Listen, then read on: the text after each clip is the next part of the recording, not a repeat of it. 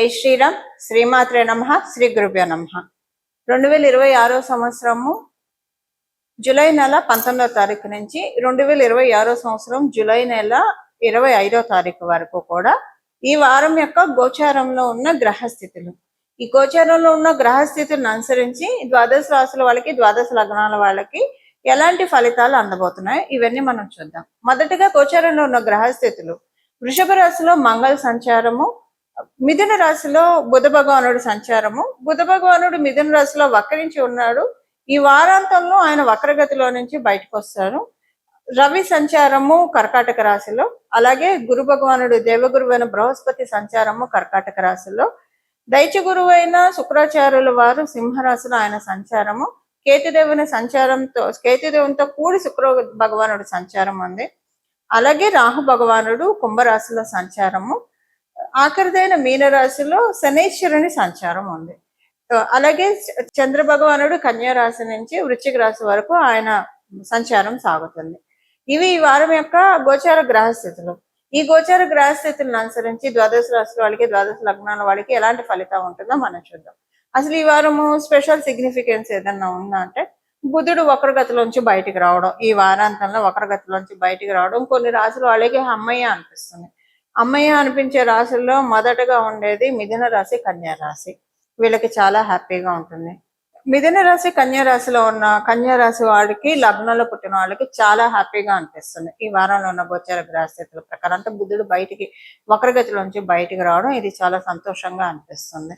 Major ఈ రెండు రాశుల వాళ్ళకి ఎక్కువ సంతోషాన్ని తెచ్చిపెడుతుంది. మిగతా రాశుల వాళ్ళకి నార్మల్ గానే ఉంటుంది. ఇప్పుడు ఇంకా మనకి ఇంకొక స్పెషల్ విషయం ఏంటంటే, ఈ వారంలో ఉన్న గోచార గ్రహస్థితులు రవి గురువుల కలయిక కర్కాటక రాశిలో. ఇది ఒక మంచి సిగ్నిఫికెన్స్ ని ద్వాదశ రాశుల వాళ్ళకి, ద్వాదశ లగ్నాల వాళ్ళకి అందిస్తుంది. ఇది ఏ విషయాల్లో మంచి చేస్తుందో మనం విడిగా కూడా ఒక దీని గురించి ఒక వీడియోస్ చేస్తాను నేను. 12 రాశుల వాళ్ళకి ఎలా ఉంటుంది అనేది విడిగా చేస్తాను. బట్ ఈ వారం అసలు మిగతా క్యాలిక్యులేషన్స్, ఇప్పుడు వీళ్ళ రాశి నుంచి లాభస్థానంలో ఆయన సంచారం, అంటే కర్కాటక రాశిలో రవి గురువుల సంచారం జరుగుతుంటే మంగళ లాభ రాశి అయిన వృషభ రాశిలో ఉన్నాడు. సో అది కూడా ఒక స్పెషల్ సిగ్నిఫికెన్స్ ఉంటుంది. అలాగే మంగళుడు చతుర్థ దృష్టితోటి సింహరాశి మీద ఆయన దృష్టి పెట్టాడు.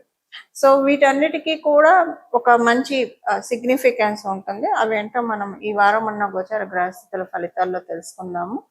ఇంకొకటి ఏంటంటే, ఈ వారము అన్ని రాశుల వాళ్ళకి, అలాగే అన్ని లగ్నాల వాళ్ళకి కూడా యూనిక్ గా కొన్ని పాయింట్స్ అప్లికేబిలిటీ ఉంటుంది. ప్రతి ఒక్క రాశి వాళ్ళకి కూడా యూనిక్ గా అప్లికేబుల్ అయ్యే పాయింట్ ఏంటంటే, ఫైనాన్షియల్ క్లమ్జీనెస్ తోటి బాధపడుతున్న వాళ్ళు ఎవరెవరైతే ఉన్నారో వాళ్ళందరికీ ఈ వారం ఒక ఊరట వస్తుంది. అందరికీ ఫైనాన్షియల్ గా ఇబ్బందులు ఉండాలని ఉన్నది, కొంతమందికి ఉండదు. అలా ఏమి ఉండదు. అలా ఉండని వాళ్ళకి ఇంకా బెటర్ గా ఉంటుంది ఈ వారం. అలా ఏదైనా ఇబ్బందులు పడుతూ ఉంటే ఈ వారం వాటిలోంచి రిలీవ్ అవ్వడానికి చక్కటి అవకాశం ప్రతి ఒక్కరికి వర్తిస్తుంది. ఇది ఒక రాశి వాళ్ళకని కాదు, ఒక రాశి వాళ్ళకని పరిమితంగా లేదు, ప్రతి ఒక్క రాశి వాళ్ళకి వర్తిస్తుంది.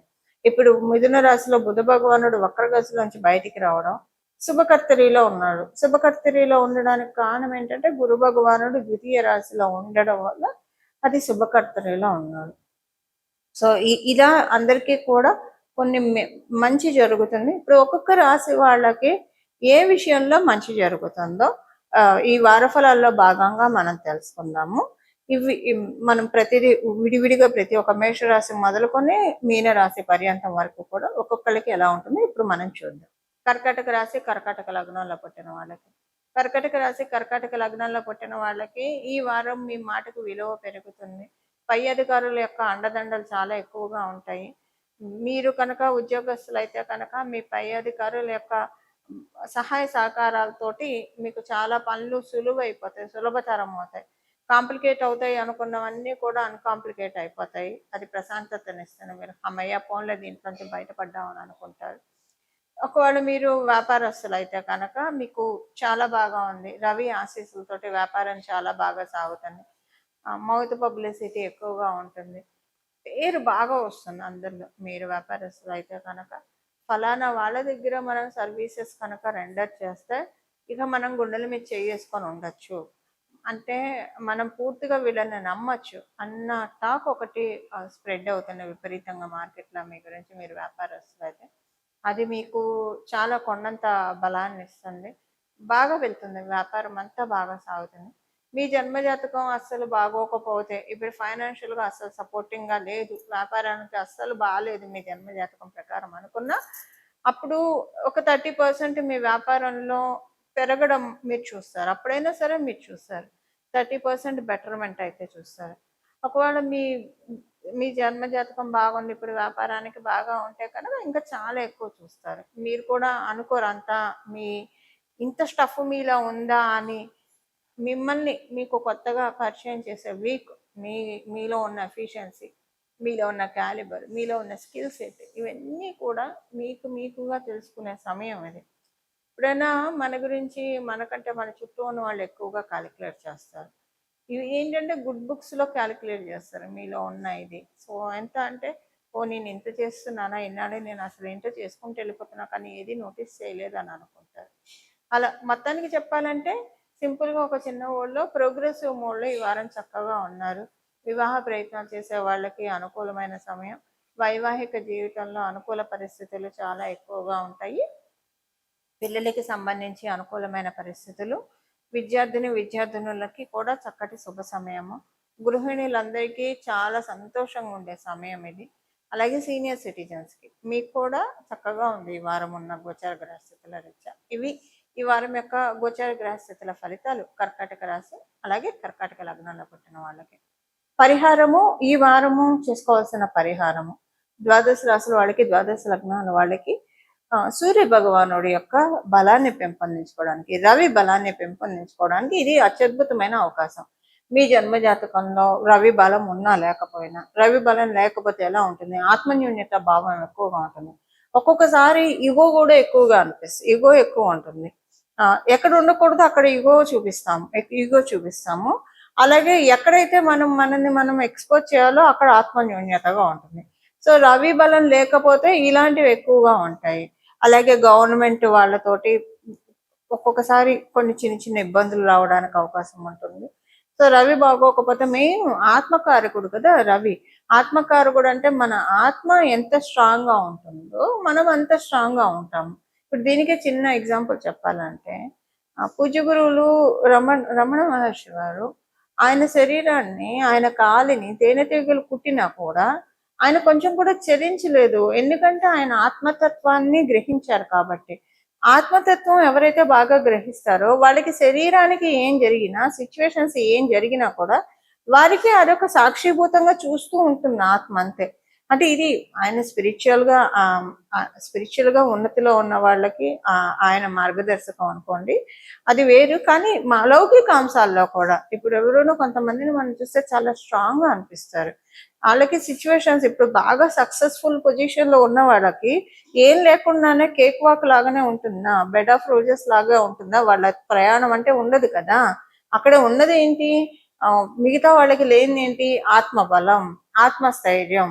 ఆత్మబలం, ఆత్మస్థైర్యం ఎవరికైతే ఉంటుందో వాళ్ళకి వచ్చిన అడ్డంకుల్ని కూడా ఒక నిత్యంలా చేసుకుంటారు. ఎవరైనా కాళ్ళు అడ్డం పెడితే అడ్డం పెట్టిన కాళ్ళు అన్ని కూడా నిత్యంలా చేసుకొని అవే ఎక్కుతూ పైకి వెళ్తారు. ఈ అడ్డం పెట్టిన కాళ్ళు వాళ్ళు అక్కడే ఉండిపోతారు, ఎందుకంటే వీళ్ళు ఈ పనిలో ఇక్కడ స్టక్ అయిపోయారు కాబట్టి. ఇది చేస్తాడు సూర్యనారాయణమూర్తి. ఏం చేస్తాడంటే మనకి సక్సెస్ని ఇస్తాడు, ఉన్నతిని ఇస్తాడు. దానికి కావాల్సిన ఏంటి, దానికి కావాల్సింది మనకి ఇస్తాడు, ఆత్మబలాన్ని ఇస్తాడు. ఆత్మబలాన్ని, ఆత్మ చైతన్యాన్ని పెంపొందించుకోవడానికి. అలాగే ఎవరైనా ఆధ్యాత్మికంగా కూడా ముందుకి పురోభివృద్ధికి వెళ్ళాలన్నా సరే మనలో ఉన్న ఆత్మబలం పెరిగితేనే చాలా బాగా ఆధ్యాత్మికంగా కూడా ముందుకు వెళ్తాము. సాధనలో ఉన్న వాడికి ఎస్పెషల్లీ మొదట్లో చాలా ఇబ్బందులు వస్తాయి. ఇప్పుడు రమణ మహర్షిని కూడా, పూజ్య గురువు రమణ మహర్షిని ఆయన మీద ఉమ్మేసిన వాళ్ళు ఉన్నారు, ఆయన మీద చేయకూడని పనులు చేసిన వాళ్ళు ఉన్నారు, ఆయన మొహం మీద కొట్టిన వాళ్ళు ఉన్నారు. రకరకాలు ఆయన జీవిత గాథ చూస్తే కళ్ళమ్మ నీళ్ళు వస్తూ ఉంటాయి. కానీ ఆత్మబలం ఉంది కాబట్టి అవేం లెక్క చేయకుండా, అమ్మో సాధనలో ఉంటే ఇలాంటివి వస్తున్నాయని నేను ఎప్పుడు అనుకోలేదు కదా, అవన్నీ లెక్క చేయకుండా వెళ్ళారు కాబట్టి ఈ రోజు మనం రమణ మహర్షి, పూజ్య గురువులు రమణ మహర్షి అనగానే మనకి తెలియకుండా మన చేతులు ఇలా వెళ్తాయి. అది ఆయన దివ్య జ్యోతి అరుణాచలేశ్వరంలో ఐక్యం అవ్వడం కూడా ఎంతో మంది వీక్షించారు ఆ సమయంలో. ఆత్మ బలంతో మనం లౌకిక ప్రపంచాన్ని జయించవచ్చు, ఆధ్యాత్మికంగా కూడా పురోభివృద్ధిని అందరం రమణ మహర్షులం కాలేకపోవచ్చు. కానీ ఏదో ఒక జన్మలో మనం ఆ స్థాయిని తెచ్చుకోవాలంటే ప్రయత్నం అయితే ఎప్పుడో చోట ఒక అడుగైతే ముందుకి పడాలి కదా. ఆ అడుగు ఇప్పుడు పడడానికి గోచారంలో చక్కటి అవకాశం ఉంది. ఇది ద్వాదశ రాశుల వాళ్ళకి, ద్వాదశ లగ్నాల వాళ్ళకి. ప్రతిరోజు ఉదయం సాయంత్రం సూర్య నమస్కారం చేయడము, సూర్యాష్టకం పఠించడము, ఆదిత్య హృదయం పారాయణం చేయడము, అలాగే మధ్యాహ్నం పూట కూడా సూర్యనారాయణము రవికి ఒక్కసారి దండం పెట్టడం, నమస్కార ప్రియ భాస్కర అని చెప్పిన కోసం. మధ్యాహ్నం 12ంటికి కరెక్ట్గా అభిజిన్ లగ్నం ఉంటుంది. ఆ సమయంలో సూర్యనారాయణ మూర్తిని ఒకసారి తలుచుకోవడం, రవిని తలుచుకోవడం, మీకు వీలుంటే ఒకసారి బయటకు వెళ్ళి బాల్కనీలో ఒక కారిడార్లో లేదా బయటకు వెళ్ళి స్వామివారిని తేరిపార చూసి, రవిని తేరిపార చూసి దండం పెట్టుకోవడం. ఇంత సింపుల్. ఇలా చేయడం వల్ల ఆత్మ చైతన్యం, ఆత్మ బలం పెరుగుతుంది. ఆత్మ బలం పెరగడం వల్ల సంకల్ప బలం పెరుగుతుంది. సంకల్ప బలంతో మనం లౌకికంగా ప్రోగ్రెస్ కావాలనుకుంటే లౌకికంగా, లేదా పారమార్థికంగా ప్రోగ్రెస్ కావాలనుకుంటే పారమార్థికంగా, రెండిటికి బాటలు ఆయన వేస్తాడు. రవి యొక్క ప్రత్యేకత అది. ఇలా మనందరం కూడా రవిదేవుని యొక్క అనుగ్రహాన్ని పొంది మన జీవితంలో ఆత్మబలంతో, ఆత్మస్థైర్యంతో అన్నీ కూడా మన జీవితంలో అన్ని పనులు నెరవేర్చుకుంటూ మోక్ష సాధనకి ముందుకు వెళ్ళాలని చెప్పి మనస్ఫూర్తిగా మనందరి తరఫున సూర్యదేవుని యొక్క పాదాలని శిరసు ఉంచి ప్రణామం చేస్తూ మంగళం. నమో భగవతే వాసుదేవాయ.